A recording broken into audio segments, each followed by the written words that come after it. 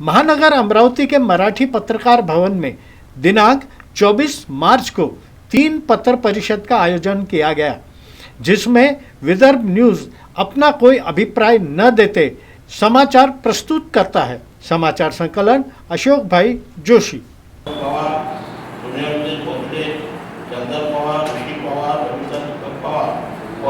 असे 10-15 लोकांनी यांच्यावरती हमला केला आहे आणि या हमलावरांना जेव्हा 112 वर यांनी तक्रार सादर केली तर 112ला जे तातडीने मदत व्हायला पाहिजे ती न होता त्या ठिकाणी यांच्यावर जो हमला झाला त्याच्यानंतर 112 ची गाडी आली आणि ती गाडी यांना पोलीस स्टेशनला घेऊन गेली आणि पोलीस स्टेशनला गेल्यानंतर यांनी म्हटलं की आमचा रिपोर्ट घ्या, परंतु तो रिपोर्ट त्यांनी घेतला नाही।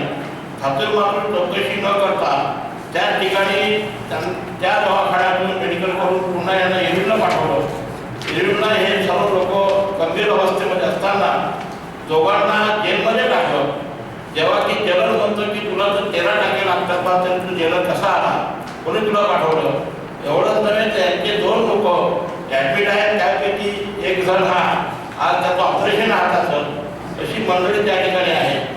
आमची विनंती आहे की त्या पोलीस स्टेशनने आमची तक्रार पाहिजे त्या प्रमाणात घेतली नाही, त्याची चौकशी व्हावी व गुन्हेगारांना चांगली सजा व्हावी अशी आमची विनंती करतो आणि पुढील सर्व हकीकत आणि फक्त त्यांच्या पाठीशी उभे आहोत। सर्व हकीकत हे आपले सांगतील, अन्यायग्रस्त लोक अशी मी तक्रार विनंती करतो। नमस्कार,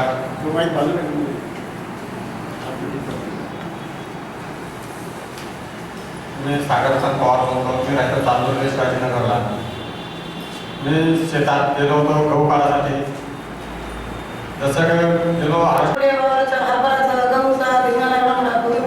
एक वर्षी त्यांच्या वगैरे खाली आता पोलीस वाले काय सांगते तर पोलीस काय करेल म्हणते, हे कोण म्हणते? सरपंच। नमस्कार, मी सागरचंद पवार बोलतो। आमच्यावर जो अन्याय घडला आहे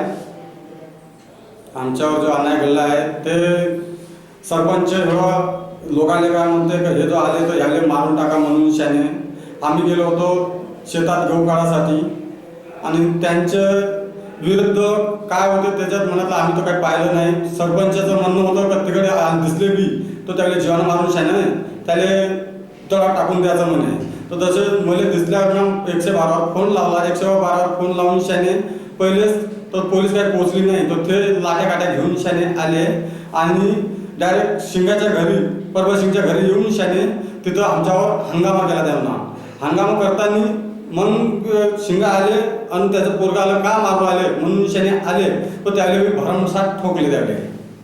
पोलिसांनी बरोबर तपास नाही केला असं सांगायचं आहे तुम्हाला? ठीक, तर पोलीस